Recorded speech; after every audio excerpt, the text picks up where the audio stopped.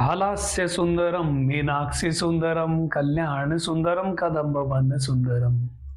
ओम नमः शिवाय।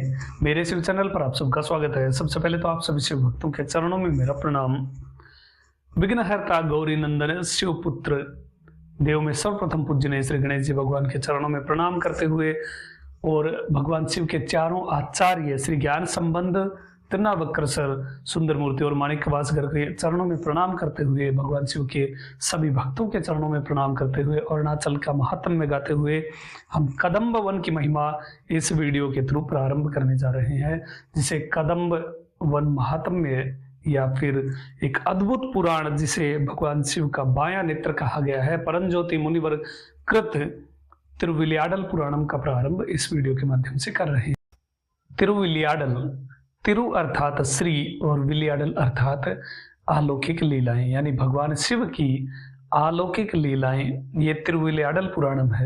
ये समय आप सभी शिव भक्तों को शुभकामनाएं देने जैसा है, क्योंकि ये पहली बार है जब इस अद्भुत ग्रंथ का अनुवाद हिंदी में पहली बार हो रहा है किसी बुक्स वगैरह या फिर वीडियो के थ्रू। ये फर्स्ट टाइम है जब मेरे शिव चैनल पर आप सभी शिव भक्तों के समक्ष ये ग्रंथ हिंदी में अनुवादित हो रहा है।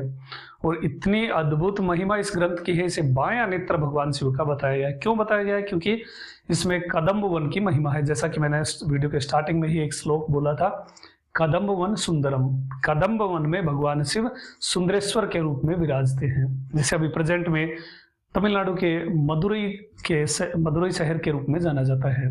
मदुरई शिवलोक है, डायरेक्ट शिवलोक है। कैसे शिवलोक है? क्योंकि एक ही स्थान पर भूतल पर ऐसा कोई भी दूसरा स्थान या नगर या फिर कुछ भी नहीं है क्षेत्र जहां पर एक ही स्थान पर स्वामी ने 64 बार 64 टाइम अपने चरण कमल अलग अलग समय में रखी हैं, अलग अलग लीलाएं करी हैं। इतना अद्भुत महात्म्य है कदम्ब वन या फिर मदुरई का। और ये ग्रंथ परमज्योति मुनिवर द्वारा रचित है। तिरुविलियाडल पुराणम 18 तल पुराणम में से एक है, किंतु ये महापुराण में भी आता है क्योंकि इसे भगवान शिव का बायां नेत्र कहा जाता है। दायां नेत्र राइट हैंड पेरिया पुराणम को कहा जाता है और त्रिनेत्र बीच वाला कंद पुराणम को कहा जाता है।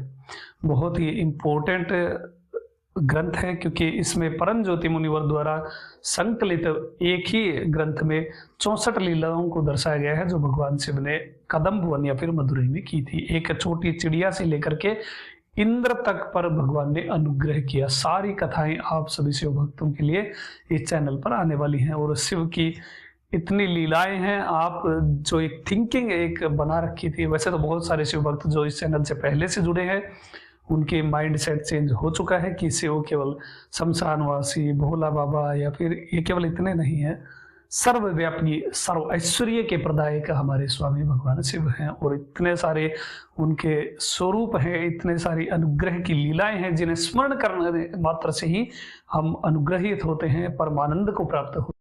तिरुविलियाडल पुराणम को सबसे पहले भगवान शिव ने अपने श्रीमुख से माँ भगवती को सुनाया था जब वो कैलाश में थे और उस समय माँ भगवती की गोद में कार्तिकेय स्वामी बैठे थे।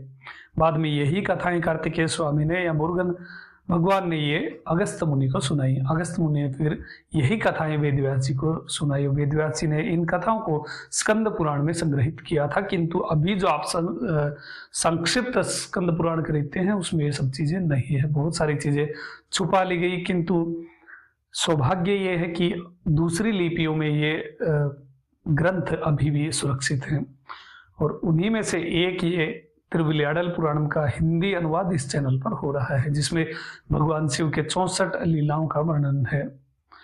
और परमज्योति मुनिवर को स्वयं भगवान शिव ने दीक्षा दी थी। माँ भगवती ने आदेश दिया था, मीनाक्षी माता ने आदेश दिया था, तब जाकर के परमज्योति मुनिवर ने इस ग्रंथ की रचना करी थी, इसे संग्रहित किया था। और इतनी अद्भुत लीलाएं हैं 64 जो भगवान ने अलग अलग समय पर कदम्ब वन में अपने चरण रखे। ऐरावत हाथी से लेकर के स्वामी खुद एक बेंगल सेलर के रूप में भी आए, चूड़ी बेचने वाले के रूप में भी भगवान आए। बहुत सारी चीजें हैं और बहुत आनंदमय यात्रा इस पुराण की होने वाली है आप सभी शिव भक्तों के लिए। तो बी एक्साइटेड, सभी शिव भक्त एक्साइटेड रहिए क्योंकि बहुत जल्द इस चैनल पर इस पुराण का पहला भाग आने वाला है और ये वीडियो केवल इस पुराण के बारे में परिचय मात्र था। अभी तक के लिए इतना ही। आपका दिन शुभ हो, महादेव कृपा करें। अरुणाचल शिव। ओम नमः शिवाय।